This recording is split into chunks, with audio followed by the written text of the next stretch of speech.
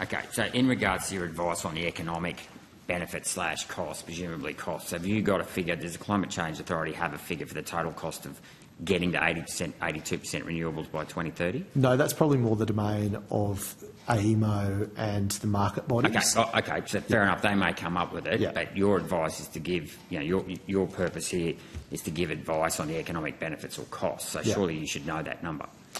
Well, what I will say is that when it comes to electricity and replacing an ageing electricity infrastructure system, we rely on the advice of the CSIRO and AEMO that say the cheapest way to replace that technology is firmed renewables. That's the advice that is... So I don't want to go over Senator Cadell's argument here, but I mean, I know you say you believe in the CSIRO. I'd argue that the science and economics or finance isn't a religion. It's not something you believe in. It's something you've got to understand, right? Yep. And if you go and look into the detail, the CSIRO assumes wind has a capacity of 48 to 52%. We know that it's on average just below 30%, and was it the second quarter of this year it was down to below 20%. As I mentioned, there's not enough long-term storage. The lifespan of nuclear and coal is assumed to be, power stations is assumed to be 30 years when it's generally considered to be more like 50 years.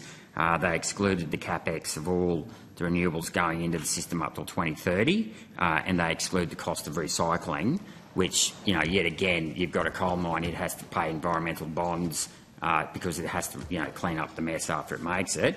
But when you've got there's no environmental bonds, for example, for renewable projects or recycling or anything like that. So that is going to be a cost, whether we like it or not, that is going to come into the system at some point, albeit it might be a decade or two down the track.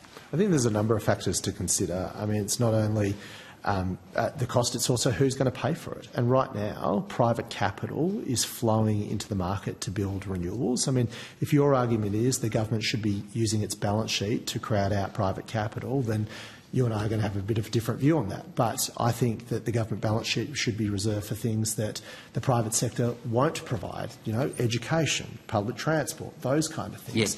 There's plenty of private capital flowing in at low rates that will provide the generation, the firming and storage.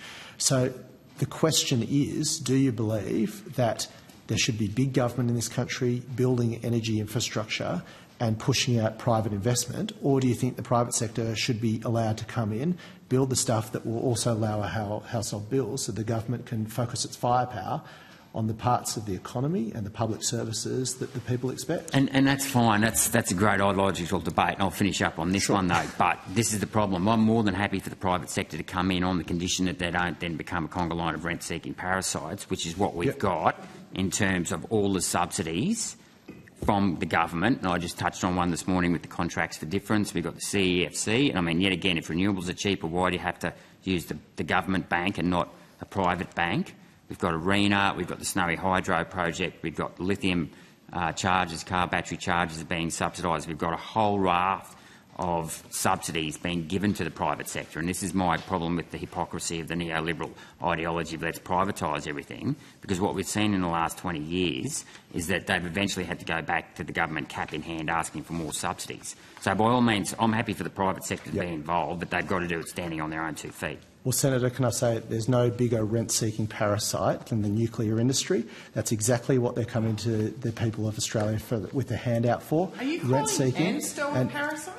They're not energy producers. But if you want to see who are needing rent-seeking and are trying to pull one over the eyes of the Australian public, it's the nuclear industry, who are there propping up the coal industry, who want to extend their business models, squeeze out the last bits of profits at the expense of Australian consumers. Well, I don't think it's fair to say you're propping up the coal industry. I'm not saying that. I'm saying the nuclear industry will need. They're the biggest rent-seeking parasites, to use your language. Well, not yet. They're not. Right now, it's renewables. Well, they're looking to be. Hasn't been built yet. They're looking to be.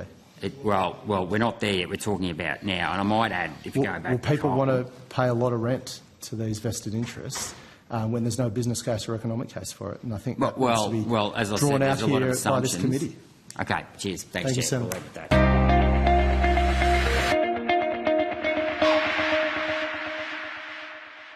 Authorised G. Rennick People First Chermside.